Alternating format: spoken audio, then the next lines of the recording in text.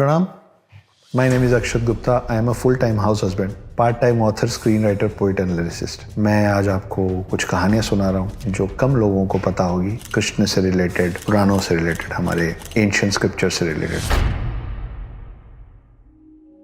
ये जो मैं बात करने जा रहा हूँ वो सभी माँओं और सभी बेटों के लिए। आप में से सभी लोगों का बचपन में कभी ना कभी हम लड़कों को ना लड़की का ड्रेस पहना दिया जाता है, जैसे बिंदी लगा के, लिपस्टिक लगा के और फ्रॉक पहना दिया जाता है। वो तस्वीर लगभग सभी लड़कों के पास अपने बचपन की है और उसको देख के हम लोगों को बड़ा एम्बेरसमेंट भी होता है, मजाक भी उठता है। अब वो तस्वीर देख के जब दूसरे देखते हैं तो हमको झिझक भी होती है, पर इसके पीछे भी एक कहानी है। तो हुआ ये था कि जब कृष्ण जी को बचा के यशोदा जी के पास ला दिया गया था और कंस की तरफ से बार बार हमला होता था बाल कृष्ण को खत्म कर देने की। कभी कोई राक्षस आता था, कभी कुछ होता था। उनको इन सब राक्षसों से और नकारात्मक शक्तियों से बचाने के लिए यशोदा जी ने उनको लड़की का ड्रेस पहना के उनको बालक की जगह बालिका दिखाने की कोशिश की थी, ताकि ये सब नकारात्मक शक्तियां और राक्षस वगैरह कंफ्यूज हो जाएं और उन पे हमला ना करें। तो आपकी जो माएँ हैं वो सब यशोदा हैं और वो सब चाहती हैं कि उनके हाथ में जो छोटा सा बेटा है, हर यशोदा का कृष्ण है। तो आपको जो लड़की का ड्रेस पहनाया गया उसके पीछे भी हमारी एक पुरानी कहानी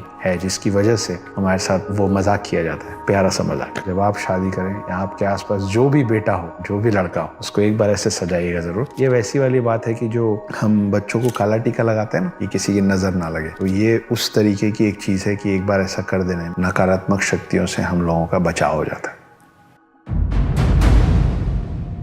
तो आप लोगों ने कृष्ण जी के बारे में सुना होगा कि माखन चोर थे, है ना। अपने सब ग्वाले दोस्तों के साथ मक्खन चुराते थे, सब लोग मक्खन खाते थे। एक और छोटी सी चीज है कि कृष्ण जितना मक्खन खाते थे, लेकिन जितना चुराते थे उसमें से मक्खन का बहुत बड़ा हिस्सा बंदरों में बांट देते थे। वो इसलिए क्योंकि बाल कृष्ण को भी पता था शुरू से कि वो कौन है और उनको याद था कि पिछली बार विष्णु अवतार राम बन के जब वो आए थे तो सीता को ढूंढने के लिए बंदरों ने उनका बहुत साथ दिया। तो उस कृतज्ञता में, उस थैंक्स गिविंग में बचपन में ये जो माखन चोर है आपका और मेरा, वो मक्खन का बहुत बड़ा हिस्सा रॉबिन हुड टाइप्स बंदरों में बांटा करता था।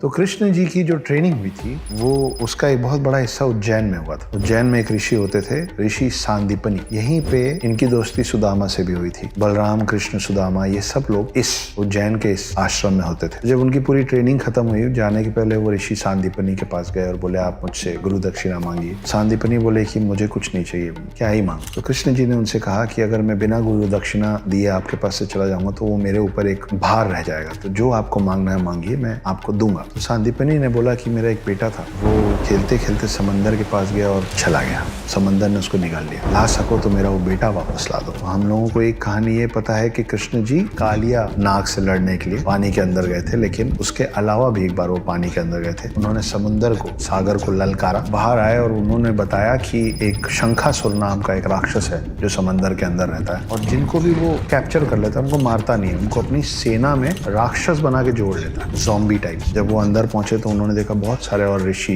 मुनियों के बच्चे और इंसान हैं जो सब राक्षस बन गए और तब वो अंदर जाके शंखासुर से लड़के ऋषि सांदीपनी के बेटे को वापस लेके आए गुरु दक्षिणा के तौर पर। ये एक और कहानी है जो कम लोगों को पता है।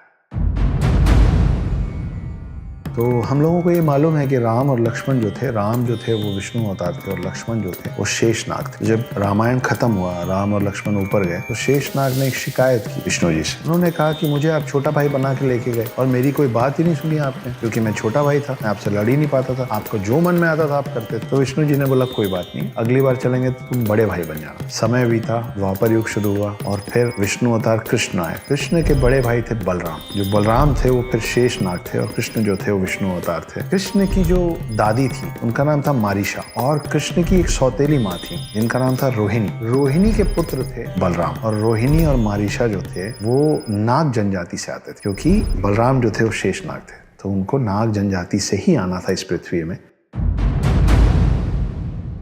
लिखित में है कि कृष्ण जी कैसे दिखते थे, उनकी आंखें कैसी थी, उनका नाक कैसा था, वो मुस्कुराते कैसे थे, उनका रंग कैसा था। आपको पता है जो पहली बार कृष्ण को शब्दों में बयान किया गया था, शब्दों में वर्णित किया गया था, वो किया था उत्तरा ने। उत्तरा कौन थी? उत्तरा थी अर्जुन के पुत्र अभिमन्यु की पत्नी। और उत्तरा ने जो लिखा था कि कृष्ण कैसे थे, कैसे दिखते थे, उनका रूप जिन शब्दों में उन्होंने वर्णित किया था, उन शब्दों के आधार पर कृष्ण की छवि बनाई गई, उनको उकेरा गया। वो किया था वज्र नाभि ने। वज्रनाभि कौन थे? नए नए नाम है ना। वज्रनाभि थे कृष्ण के परपोते, ग्रेट ग्रैंडसन। और वो किस बेसिस पर बनाई थी? उस आधार पे जो उत्तरा ने कृष्ण के बारे में लिखा था। तो आज आप जितनी तस्वीरें देखते हैं कृष्ण की और जितना कुछ कृष्ण के बारे में पढ़ते हैं, उसका पहला उल्लेख in writing done by Uttara. And पहली तस्वीर जो बनी थी वो वज्रनाभि ने बनाई थी। उसी की सारी कॉपीज बन रही है जो आप और मैं अब देखते हैं।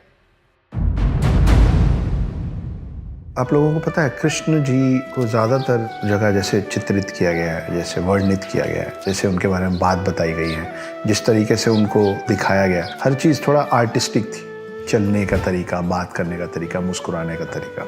यही कृष्ण जो गोपियों के इतने प्यारे थे, बड़े नाजुक से थे, बड़े कोमल स्वभाव के थे, वही जब युद्ध में उतरते थे तो उनका शरीर चौड़ा हो जाता था, उनका शरीर वज्र जैसा कठोर हो जाता था। वो जिससे लड़ने जाते थे वो उसके जैसे और उससे भी बड़े हो जाते थे। वज्र समझते हैं ना, पत्थर से ज्यादा कठोर हो जाता था उनका शरीर। तो वही कृष्ण जब प्रेम में होते थे तो बिल्कुल फेमिनाइन होते थे, और वो जब युद्ध में उतरते थे तो बहुत ही ज्यादा मस्कुलाइन हो जाते थे। ये उनकी एक शक्ति थी जिसके बारे में हम लोगों ने कम सुना है।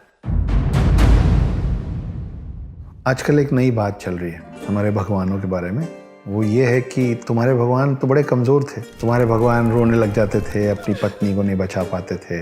इस तरह की बहुत सारी बातें होती भगवानों के बारे में। ये सब सच है, पर ये बोलने वालों को एक और बात नहीं पता है, मैं बता देता। हमारे भगवान बीमार भी पड़ते थे। एक बार कृष्ण बीमार पड़ गए थे, बहुत ज़्यादा बीमार पड़ गए। तो वैद्य आए और बोले कि इनको प्रेम करने वाली कोई भी महिला अगर अपने चरणों की धूल इनके माथे पे लगा देगी तो ये ठीक हो जाएगी। और कृष्ण इतने बीमार पड़ गए थे कि मुश्किल हो गया था उनको ठीक करना। तो कृष्ण की 8 पत्नियां थी। सब लोगों के पास वैद्य गए और बोले आप अपने चरणों की धूल दे दीजिए, हम कृष्ण के माथे पे लगाएंगे, कृष्ण ठीक हो जाएंगे। इन सब ने बोला नहीं नहीं, कृष्ण हमारे पति हैं, पति परमेश्वर होता है, कृष्ण अपने आप में इतने महान है, उनके माथे पे मेरे चरण का धूल लगेगा तो मुझे पक्का नरक मिलेगा, मुझे ये पाप नहीं करना, मैं नहीं करूंगी। जब 8 की 8 पत्नियों ने ये करने से मना कर दिया तो ये वैद्य लोग जो थे वो गए गोपियों के पास, और गोपियों से जब यही बात कही गई कि कृष्ण के माथे पे आपके चरणों की धूल लगानी, तो सारी गोपियों ने अपने चरण का धूल निकाल के दे दिया। वैद्यों ने पूछा कि ये पाप आपको लगेगा, आप नरक जाएंगी अगर आप ऐसा करेंगे, फिर भी आप करने को तैयार। तो सारी गोपियों ने बोला कि हम कृष्ण से इतना प्रेम करते हैं कि कृष्ण के लिए तो हम नरक भी चले जाएं। अगर कृष्ण के भले के लिए हमको तकलीफ झेलनी पड़ेगी तो हम उसके लिए तैयार हैं। तो ये होता है असली प्रेम। फिर गोपियों के चरणों की धूल ले जाके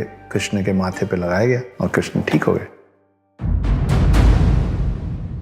कृष्ण जी के बारे में बहुत सारी चीजें बहुत सारे लोगों ने अलग अलग तरीके से लिखी। एक अजीब सी बात यह है कि पुरानी जितनी भी चीजें कृष्ण के बारे में लिखी हुई हैं, राधा का कहीं जिक्र नहीं। राधा का जिक्र बहुत बाद में आना शुरू हुआ है लेखन में। उसमें से एक लेखनी है जो कविताओं में पूरा कृष्ण के बारे में सब कुछ लिखा हुआ है। उस लेखनी का नाम है गीत गोविंद। ये लिखा था जयदेव ने। जयदेव बहुत बड़े भक्त थे कृष्ण के। तो एक बार हुआ यूं कि जयदेव बैठ के कृष्ण पे कविताएं लिख रहे थे, उन्हें उनकी कहानी गढ़ रहे थे कविताओं में, और एक प्रसंग आया उनके मन में। वो प्रसंग ये था कि राधा पूरी तैयार होके कमरा सजा के बैठी हुई थी, कृष्ण के आने का इंतजार कर रही थी। जब कृष्ण आए और राधा उनके पास गई तो कृष्ण के कंधे पे किसी और युवती का बाल था। ये बात राधा को इतनी तकलीफ दी कि उसके बाद राधा कृष्ण से कभी मिली नहीं। जब ये बात जयदेव को लिखनी थी तो जयदेव को समझ ही नहीं आ रहा था कि मेरे आराध्य हैं ये, मैं इनका भक्त हूँ, मैं इनकी इतनी पूजा करता हूँ, मैं ऐसी बात इनके बारे में कैसे लिखूं, जिसको राइटर्स ब्लॉक बोलते हैं हमारे भाषा में। वो सोचते रहे, उनको लगा मैं ये नहीं लिख पाऊंगा, मैं ये नहीं लिख सकता। उन्होंने सोचा लेट्स टेक अ ब्रेक।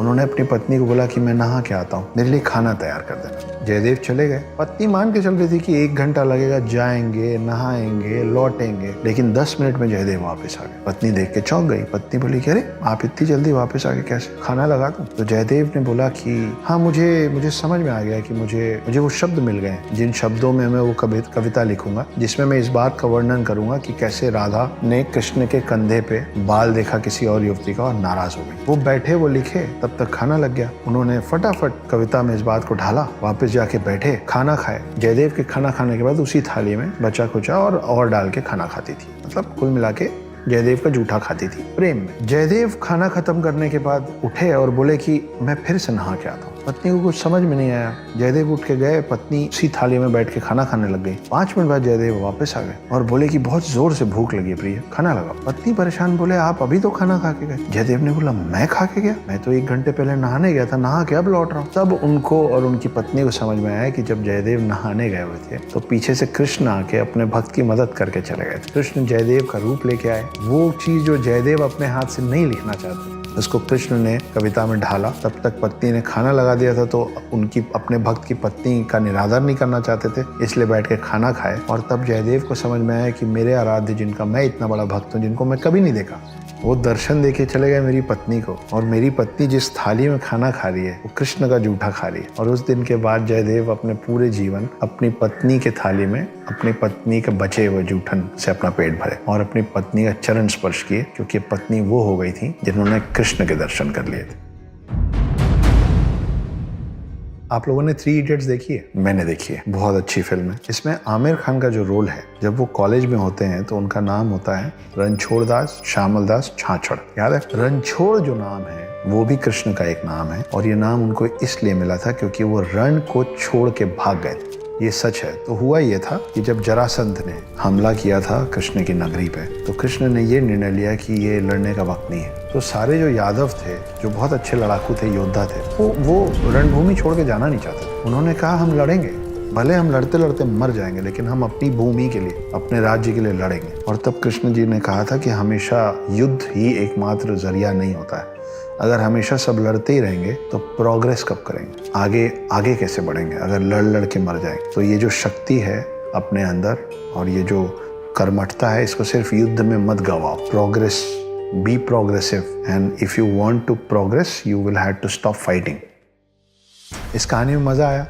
अगर मजा आया तो ऐसी ही और अनसुनी, अनकही, अनदेखी कहानियों के लिए स्टे ट्यून्ड।